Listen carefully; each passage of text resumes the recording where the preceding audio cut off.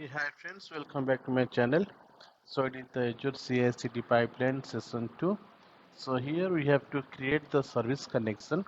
So we have to go to the project settings,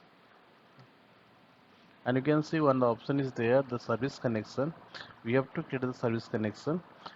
Here you have to select the Azure Resource Manager, and then you have to click on next, and we have to select the principal one, the automatic, okay, service principal automatic.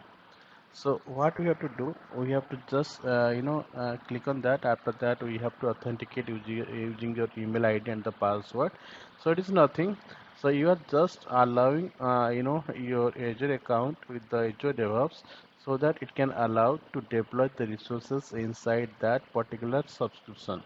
So it is just you are authenticate with the subscription, and you allow to the Azure DevOps to create the resources inside the required subscription. Okay, so you're authorizing, right? You are giving the permission to the Azure DevOps to create the resources inside that subscription which you are going to allow. Okay, so now you have authorized, and we are using the free trial account, so you have only one subscription.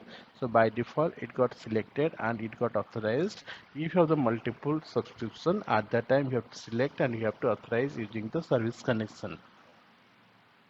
Okay, so you can see the service connection is got created, and that particular subscription ID has been attached. So while you deploying the Terraform code using the DevOps, so it can be created the resource inside